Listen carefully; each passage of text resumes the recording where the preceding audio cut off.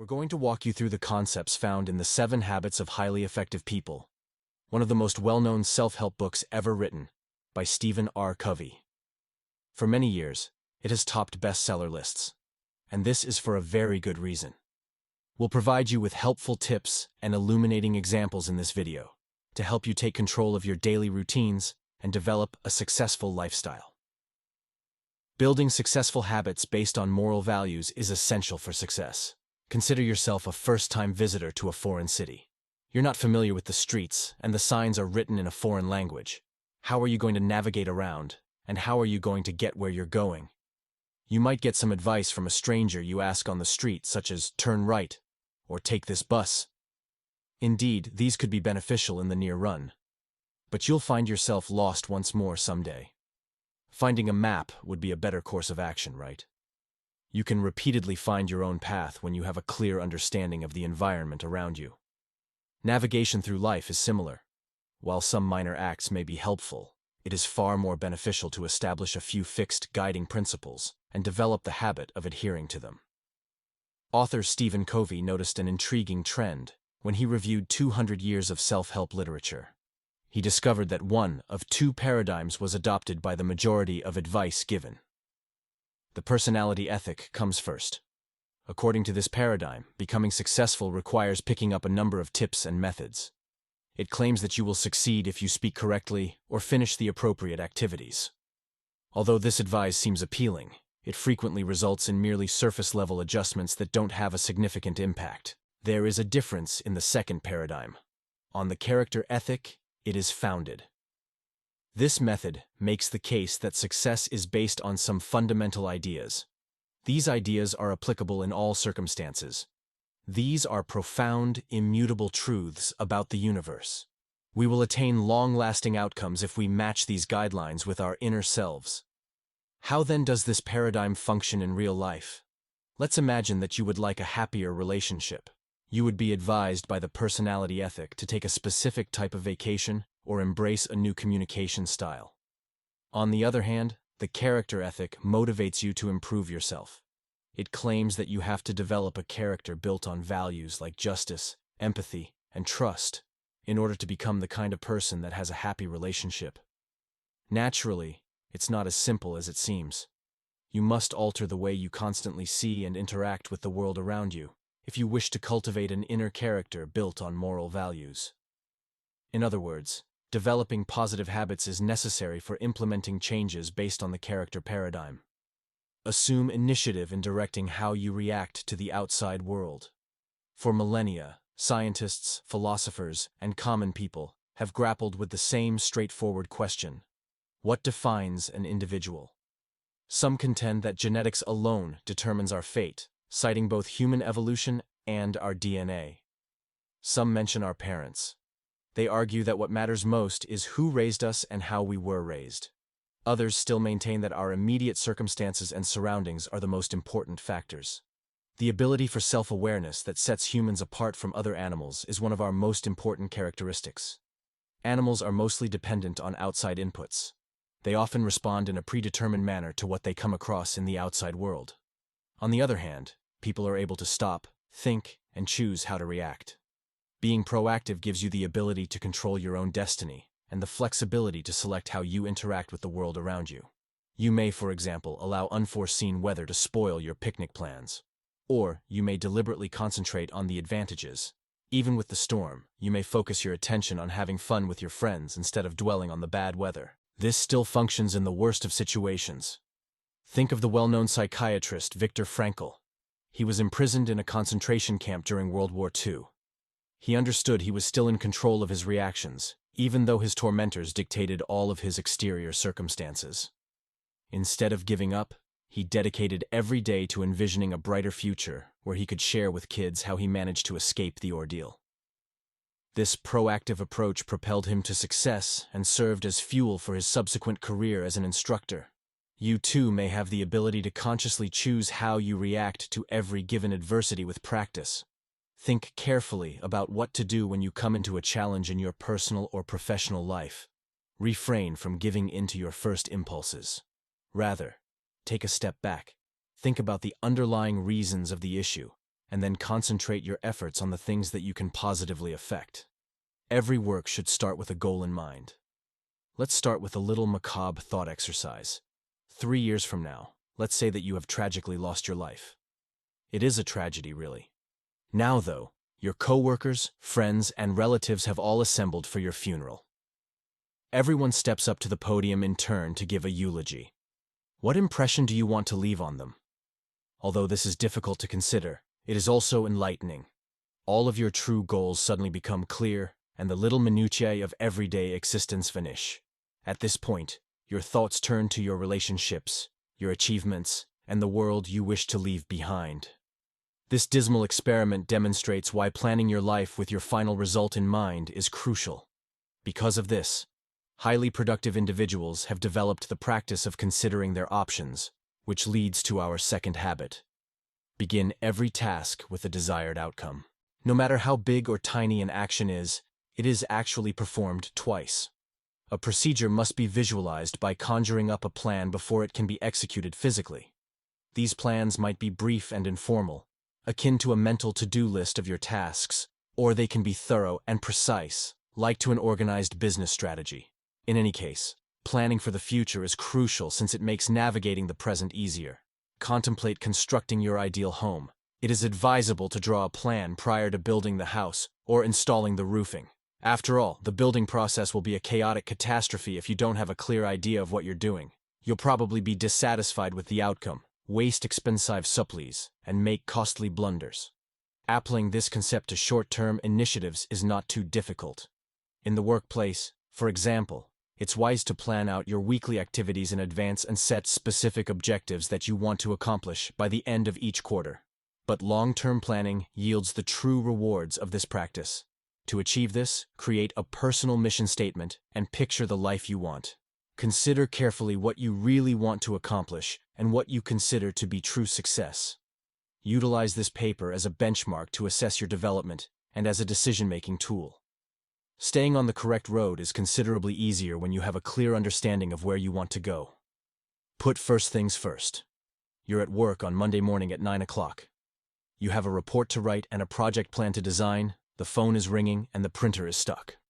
And hold on, your supervisor is at your door, wishing to talk to you. What do you start by doing? It's challenging to decide which actions to take at when time, even when you are aware of your goals. The third habit is here to help. Prioritize your needs. Stated differently, the process involves ranking activities based on their significance and urgency. Now let's discuss how. There are several methods for managing your time. Some people recommend creating lists, while others advise planning your duties ahead of time. The true key to working efficiently, though, is setting priorities for your tasks. You may do this by using a time management matrix. A time management matrix is a grid in which all of your responsibilities are listed based on 2 criteria: significance and urgency. Using a sheet of paper, create a 2x2 grid with 4 boxes to create one. Quadrant Y, upper left box, represents significant and urgent duties, such as an unexpected catastrophe that cannot be disregarded. Quadrant 2, located in the upper right box, represents significant but non-urgent activities. Long-term initiatives like establishing customer connections come to mind. Quadrant 3, bottom left, is for urgent but not very important duties, such as answering the phone. Quadrant I4, which is located bottom right, is reserved for activities that are neither urgent nor significant, such as solitaire. It's simpler to decide where to concentrate your efforts if you've assigned each task a different task. Even if the things in Quadrant I are significant, the duties in Quadrant I2 actually need more focus. Since they don't feel as urgent, these are frequently the ones that go unnoticed.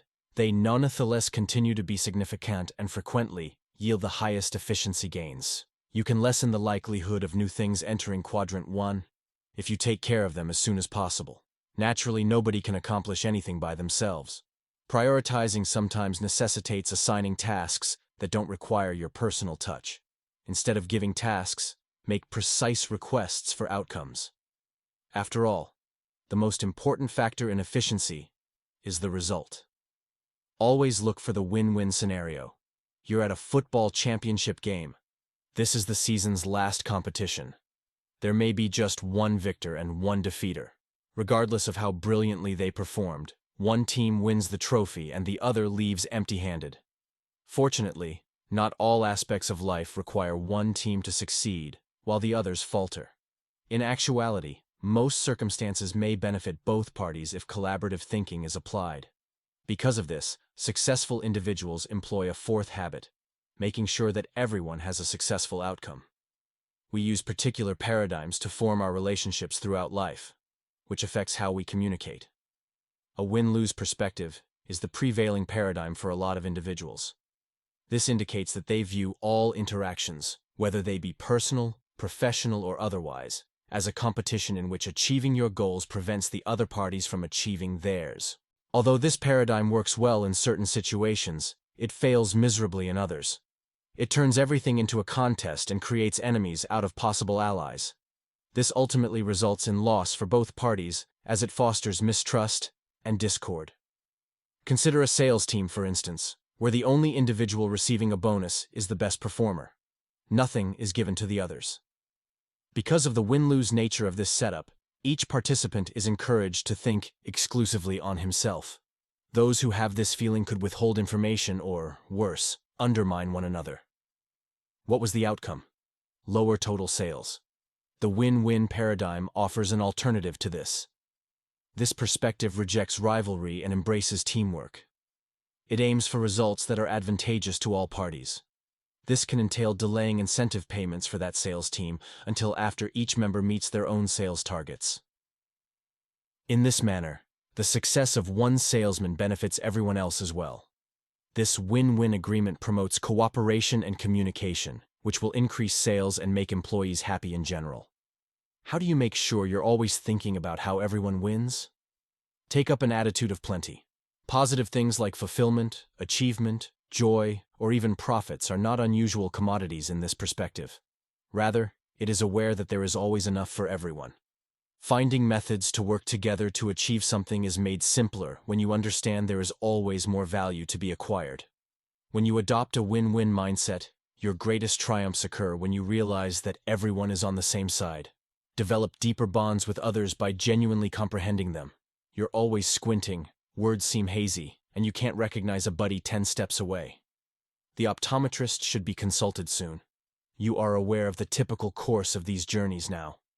While the doctor tests on various lenses, you read letters off a chart. You eventually locate the ideal lens for you. What if the physician, however, adopted a different strategy? What if, rather of putting her spectacles to your test, she just handed them to you, saying, "These worked for me," and stopped there? You would likely find a new optometrist and your eyesight would still be fuzzy. I know that seems crazy, but a lot of individuals behave like that doctor when they're trying to communicate. Before they truly comprehend the issue, they make remedies available. Those that are highly effective choose a different strategy and develop a fifth habit: listening before speaking.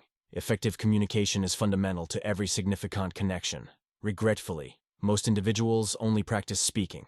In other words, they try to make themselves understood.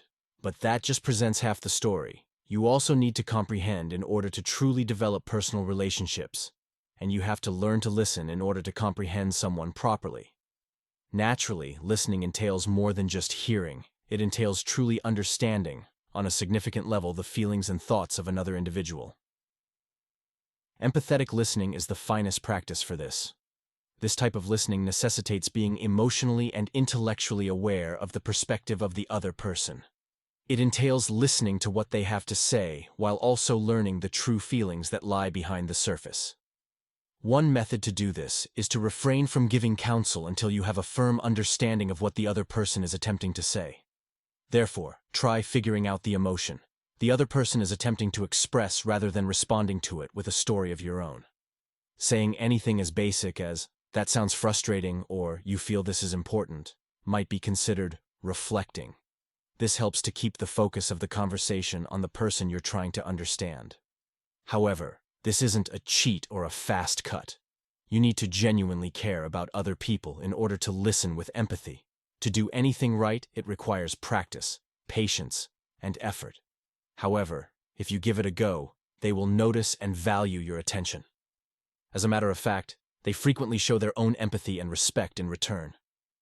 Your connections will grow more meaningful, fulfilling, and transparent over time. Come with me as we stroll through the rainforest. It is brimming with both beauty and vitality. Why is this location so colorful and opulent? Do the birds in the trees have a voice? The earth-dwelling ants? Could it be that sunshine coming through the canopy above? No. We are unable to attribute credit to a single component. These items are actually all related to one another.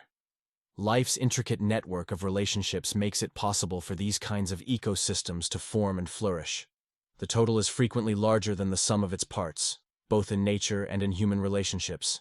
This phenomenon is known as synergy, and highly successful individuals are always willing to explore its possibilities and put this sixth habit into practice, which is encouraging the free flow of ideas to create effective synergies. It might be challenging to describe synergy, but to put it simply, it is the creative power that arises when disparate individuals are brought together harmoniously. You see, each person has a unique set of skills and limitations, and they are all unique. As a result, when organizations collaborate, they might actually accentuate one another's advantages while minimizing their disadvantages. Ultimately, a more superior totality emerges. This may happen in practically any situation. Imagine, for example, that students are free to communicate and share ideas in a classroom setting. What will take place? Well, some students will raise interesting points, some will provide thoughtful responses, and others will add depth to the conversation by sharing personal anecdotes. Even when you deviate from the lesson plan in the end, everyone will still learn more. Creating a safe and respectful atmosphere for everybody is one method to promote synergistic energy. Using other habits, such as win-win thinking and empathic listening, is necessary for this. People who follow these practices are more likely to respect the diverse abilities that others bring, build on one another's contributions, and exchange ideas. For David Lilienthal, it worked. He assembled an exceptionally talented team to lead the U.S. Atomic Energy Commission following World War II. However, every expert held strong beliefs that occasionally disagreed with those of others.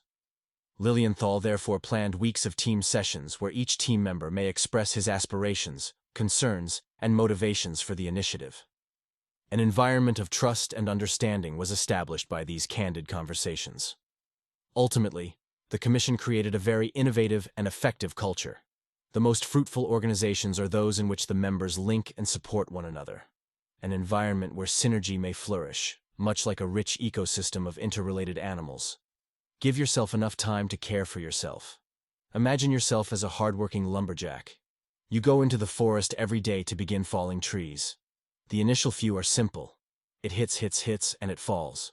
But eventually, you start to see a troubling trend. It takes more cuts to bring down a tree. By the end of the week, an afternoon is needed to topple a single trunk. What is incorrect? It's an easy error. You've been working so hard, but you haven't given your equipment enough attention. Once sleek and sharp, your faithful axe has become dull and worthless. This story illustrates how, if they don't take breaks, even the most motivated and committed employees would ultimately burn out. Because of this, relaxation and rejuvenation are the focal point of the seventh and final habit of highly productive individuals. Give yourself enough time to care for yourself. It's simple to become so engrossed in external activity in the pursuit of your goals that you overlook taking care of your personal well-being. This is a risky omission, of course, since all your other productive habits will begin to suffer from an unmaintained body, mind, and spirit. Thus, it's imperative that you set aside time and resources to continuously rejuvenate yourself in 4 distinct dimensions. The physical dimension is the first. This entails taking good care of your body via consistent exercise, a balanced diet, and lots of peaceful sleep. You'll have the stamina to carry on working in the long run if you develop these good habits. There is a spiritual component to the second dimension. Getting in touch with who you are, what matters to you, and what's beautiful in the world around you is the key to renewing this dimension. Set aside some time each day for introspection, prayer, or contemplative meditation. These kinds of exercises help you stay focused and resilient in the face of difficulty. Mentality makes up the third dimension. The same as your body, your brain need regular exercise. Keep your mind active by taking on new challenges. Try learning a different language, read new literature, or put new skills into practice. These pastimes improve your quality of life and keep you interested in your surroundings. The social and emotional facets of your life comprise the fourth and final component. Your social life does not have to be sacrificed in order to pursue efficiency. Conversely, it's imperative that you foster your personal and professional connections. Play with your kids, have a conversation with coworkers, and check in with loved ones on a regular basis. You will continuously benefit if you resolve to refresh each of these dimensions. Having this habit in place will ensure that you're always prepared to operate in a productive manner. The main takeaway from this is, learning a bunch of infrequently useful shortcuts and techniques is not the goal of self-improvement. Instead, building strong habits based on guiding principles is the most significant method to enhance your life and increase your effectiveness. As a productive individual, you ought to 1. Be proactive in managing how you react to the outside environment. 2. Always start a task with an end in mind. 3. Prioritize by placing the most important things first. 4. Constantly seek for win-win situations. 5. Develop deeper bonds with others by genuinely comprehending them. 6th, encourage free and open communication of ideas to generate strong synergy. And lastly, position 7. Make sure you give yourself some time. The benefits of living a successful life will gradually become apparent to you as you absorb these and strive to develop a commitment to them over time.